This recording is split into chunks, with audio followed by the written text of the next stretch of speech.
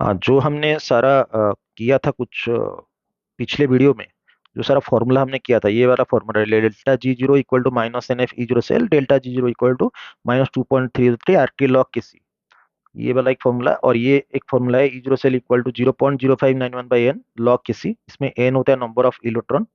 और एक हमने फॉर्मूला किया था, ये वाला फॉर्मूला, नॉन स्टिक्यूशन वाला फॉर्मूला, जिसमें हमने ई सेल निकाल रहे थे। और ये फॉर्मूला भी आपको याद होगा। ये सारे फॉर्मूला में हम कुछ न्यूमेरिकल चलो करने वाले हैं। न्यूमेरिकल कहाँ है, कहाँ से स्टार्ट हुआ था? रुको। हाँ, यहाँ से स्टार्ट हुआ है, यहाँ से। एक ऐसा इक्वेशन दिया होगा, ऐसा एक इक्वेशन दिया होगा, ई जीरो सेल का वैल्यू दे दिया होगा, और पूछेगा कि किससी का वैल्यू फाइंड फाइंड करो, किससी का वैल्यू कितना है। अ, तो आप किससी का वैल्यू कैसे फाइंड करोगे? ई जीरो सेल दिया है, फॉर्मूला डाल दोगे, E zero cell equal to 0.0591 by n log K c. N की जगह दो डाल दोगे, क्योंकि कॉपर से कॉपर प्लस टू हो रहा है, दो इलेक्ट्रॉन, तो एन इक्वल टू दो। अब इसमें लॉग के सी आ जाएगा 15.6। अब के सी हो जाएगा एंटी लॉग 15.6। तो आप क्या करोगे, जो 0.6 है ना, आप ये वैल्यू थोड़ा याद रखो। लॉग टू का वैल्यू होता है 0.3, लॉग थ्री का वैल्यू होता है 0.47, लॉग फाइव का वैल्यू होता है 0.69। ये तीनों वैल्यू आपको याद रखना है। फिर ये जो 0.6 है, आपका जो लॉग फोर है, लॉग फोर होता है लॉग टू का स्क्वायर। टू पीछे चला गया, टू इंटू लॉग टू, तो लॉग टू होता है 0.3, तो टू इंटू 0.3 आपका आ गया 0.6। तो आपको लॉग फोर भी जानना है कि 0.6 है। तो आप लॉग टू, लॉग का जितना वैल्यू है वो सब प्रैक्टिस कर लोगे। जैसे लॉग सिक्स है, मान लीजिए लॉग सिक्स है, लॉग सिक्स को आप लिख सकते हो लॉग टू इंटू थ्री। तो इसे आप लिख सकते हो log two plus log three. Log to आपको पता है 0.3, लॉग थ्री आपको पता है 0.47, तो इसको ऐड कर दो, 0.30 प्लस 0.47, जो आ गया 0.77। तो ऐसे करके आपको लॉग का वैल्यू थोड़ा कुछ याद रखना है। क्यों याद रखना है? क्योंकि क्योंकि वहां से तुम एंटी लॉग निकालोगे। यहाँ जो एंटी लॉग दिया है, ये 15.6 दिया है। 0.6 जो होता है, हमको पता है कि लॉग फोर होता है 0.6, 0.6। तो आप क्या करोगे, यहाँ फोर लिखोगे, और ये जितना भी दिया होगा उसको 10 to the power उतना कर लोगे। मतलब मान लीजिए एक 312.3 दिया है, उसका एंटी लॉग निकालना होगा, तो 0.3 मतलब किसका लॉग होता है 0.3? लॉग टू का। तो 0.3 का एंटी लॉग होगा टू। तो two into 10 to the power, ये जितना लिखा है उतना लिख देना, 312। ठीक है, ऐसे करके आप एंटी लॉग निकाल देना और किसी का वैल्यू निकाल देना है। यहाँ एक इक्वेशन दिया है, ये वाला इक्वेशन, और ये इक्वेशन से पूछा है कि डेल्टा जी जीरो फाइंड करो, और इसका ई जीरो सेल दिया है 1.1 वोल्ट। तो आपका ई जीरो सेल और डेल्टा जी जीरो वाला जो फॉर्मूला है वो आप डाल दोगे, delta G zero equal to minus n F E zero cell. इस इक्वेशन में कॉपर प्लस टू से कॉपर हो रहा है, दो इलेक्ट्रॉन, जिंक से जिंक प्लस टू हो रहा है, दो इलेक्ट्रॉन, मतलब एन इक्वल टू टू।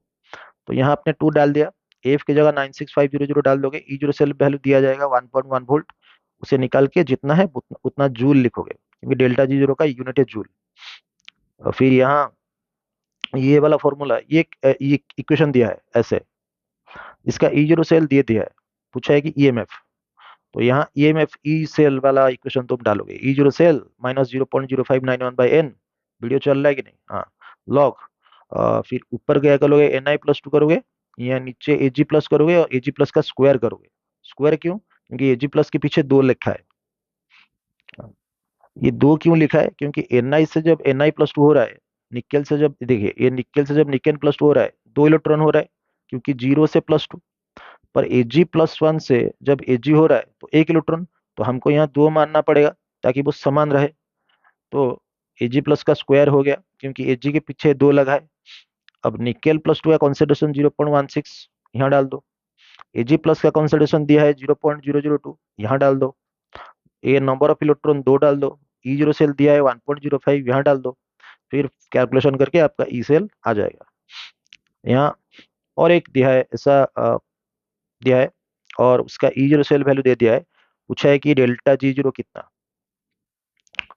आप ई जीरो सेल वैल्यू दे दिया है, तो डेल्टा जी जीरो का फॉर्मूला होता है minus n F E zero cell.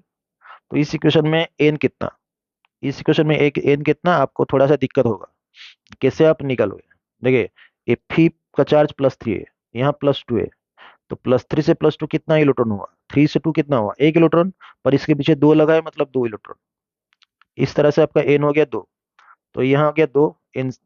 F की जगह 96500, ई जीरो सेल दिया है, आ जाएगा। फिर और एक इक्वेशन, यहाँ एक इक्वेशन दिया होगा, उस इक्वेशन में फाइंड करना है आपको, किसी फाइंड करना है। और ई जीरो सेल का वैल्यू दे दिया है आपका 0.236 दिया होगा, ई जीरो सेल ऐसे दे दिया होगा 0.236। एक मिनट रुके रुके। हाँ, क्यों, क्या हुआ? क्योंकि यहाँ जो वैल्यू है थोड़ा, मतलब ये 0.34 होगा, ठीक है। तो दिया होगा क्वेश्चन में 0.34, कौन सा वैल्यू दिया होगा, ई जीरो सेल दे दिया होगा। तो ई जीरो सेल अगर दिया है 0.34 और पूछा है किसी, तो आप ई जीरो सेल की जगह 0.34 डाल देना है। और ये जो नंबर ऑफ इलेक्ट्रॉन एन है, ये कॉपर प्लस, एक किसी एक को देख लो, कॉपर +2 से कॉपर 2 इलेक्ट्रॉन हो रहा है, तो सीधा एन की जगह 2 डालो, फिर यहाँ लॉग किसी डालो, फिर आपका एंटी लॉग निकाल के आ जाएगा। ये एक क्वेश्चन है जो कि डिफिकल्ट क्वेश्चन है, डिफिकल्ट वाला क्वेश्चन है, पर आता है सीबीएसई में इस तरह का क्वेश्चन। क्वेश्चन है थोड़ा सा डिफिकल्ट क्वेश्चन है ये, कैलकुलेट द पोटेंशियल। अगर आप मतलब डिफिकल्ट क्वेश्चन तो आता है आपका एग्जाम में, पर देखिए इसको, calculate potential of hydrogen electrode, pH दिया है 10, ये कैसे निकलना है? पीएच 10 दिया है, मतलब मैं एक ट्रिक बताता हूँ आपको। पीएच 10 दिया है मतलब आपका हाई H+ का कॉन्सेंट्रेशन होगा 10⁻⁻10। अगर पीएच दिया होता 3, अगर मान लीजिए पीएच दिया होता 3, तो H+ का कॉन्सेंट्रेशन हो जाता 10⁻³ पर यहाँ 10 दिया है, तो 10⁻10 दिया है। तो आपका हाइड्रोजन इलेक्ट्रोड जो है, उसका उसका रिएक्शन लिखना है आपको। ऐसा रिएक्शन होता है 2H+ प्लस 2 इलेक्ट्रॉन होता है H2, और उसमें नॉन स्टिक्वेशन डालना है। नॉन स्टिक्वेशन कैसे डालोगे, कि यहाँ लिखोगे ऐसे, ये E0 वाला चीज को लिखोगे, इसको -0.05/n लॉग, ठीक है। RHS में 1 लिख देना, नीचे H+ का स्क्वायर लिख देना है। 1 क्यों लिखोगे, क्योंकि ये गैस है, इसका प्रेशर हमेशा 1 atm लिया जाता है। और ये H+ का पीछे 2 है, तो ये H+ का स्क्वायर हो गया। और इसके जगह डाल दोगे 0, क्योंकि ये होता है हाइड्रोजन का वोल्टेज 0 होता है। और वो पूछा है पोटेंशियल, मतलब आपको ये निकालना है। अब ये 0.0591 जो है, उसको 0.06 ले लेना, ठीक है। और ये 2 इलेक्ट्रॉन है, 2 इलेक्ट्रॉन मतलब यहाँ 2 डाल दोगे। तो अब ये लॉग 1/H+ का स्क्वायर, एक काम करो, H+ का स्क्वायर को ऊपर ले आओ और इस माइनस को प्लस कर दो। ऐसे हो सकता है, लॉग का अगर चीज उल्टेगा तो माइनस में प्लस हो जाएगा। और ये H+ की जगह 10⁻10 हमारा दिया है, क्योंकि पीएच 10 दिया है। अब ये 2 जो है, जो स्क्वायर जो है, वो अंदर घुसेगा, 10⁻20 कर देगा। फिर ये आपका 0.06/2 हो जाएगा 0.03, -20 पीछे गया, -20 इंटू हो जाएगा log 10, क्योंकि जो पावर होता है वो पावर पीछे इंटू हो जाता है, और log 10 का वैल्यू 1 होता है। और ये जो वैल्यू आया वही। फिर और एक क्वेश्चन देखो, ये calculate the standard cell potential of galvanic cell in which the following reaction takes place. इसमें एक रिएक्शन ऐसे दिया है, क्रोमियम सीडी वाला रिएक्शन दिया है, इसका रिडक्शन पोटेंशियल दिया है, कैडमियम का दिया है, क्रोमियम का दिया है। पूछा है कि फाइंड ΔG0 और Kc पूछा है। ये जो रिएक्शन दिया है, इस रिएक्शन का देखो बैलेंस कैसे करना है। इस रिएक्शन को, सीडी हुआ है, सीडी है +2, और सीडी यहाँ कुछ नहीं है, मतलब 0, +2 से 0, 2 इलेक्ट्रॉन। क्रोमियम या क्रोमियम +3, क्रोमियम क्रोमियम +3 से कितना हुआ, 3 इलेक्ट्रॉन, तो यहाँ हुआ 3 इलेक्ट्रॉन। तो ये 2 ये 3 सेम तो नहीं हुआ, तो क्या करोगे, 2 और 3 का एलसीएम ले लोगे। जहां +2 है वहां 3 इंटू करोगे, जहां +3 है वहां 2 इंटू करोगे, तो तुम्हारा एलसीएम जितना, नंबर ऑफ इलेक्ट्रॉन उतना आ जाएगा, 6 आ जाएगा। तो नंबर ऑफ इलेक्ट्रॉन आ जाएगा आपका 6। इसको मैं इरेज करता हूँ। अब पूछा है find ΔG0 and Kc। Reaction को बैलेंस ऐसे करना है। E0 से आएगा, E0 cathode minus E0 anode. अब देखो इन दोनों वैल्यू में कौन ज्यादा है, ज्यादा कौन है, ये ज्यादा है, क्योंकि ये -0.40 है, तो ये ज्यादा है, ये लेस है। तो इसको और इसको माइनस करना है। जो ज्यादा है वो कैथोड, मतलब ये ज्यादा है तो ये होगा कैथोड, जो कम है वो एनोड। जो ज्यादा है उसको माइनस करना है। ठीक है, ऐसे करके आपका निकल जाएगा ई जीरो सेल। फिर डेल्टा जी जीरो आपका आ जाएगा minus n F E zero cell, जो फॉर्मूला है डेल्टा जीरो का, minus n F E zero cell. यहाँ एन का वैल्यू है 6, तो यहाँ 6 डाल दो। एफ का वैल्यू है 96500, वो डाल दो। ई जीरो सेल आपका 0.344 है, तो वो डाल दो। तो आपका डेल्टा जी भी आ जाएगा। फिर अगर आपको पूछेगा कि केसी भी फाइंड करो, तो केसी फाइंड करने के लिए ई जीरो सेल का फॉर्मूला डालना जिसमें लॉग केसी होता है।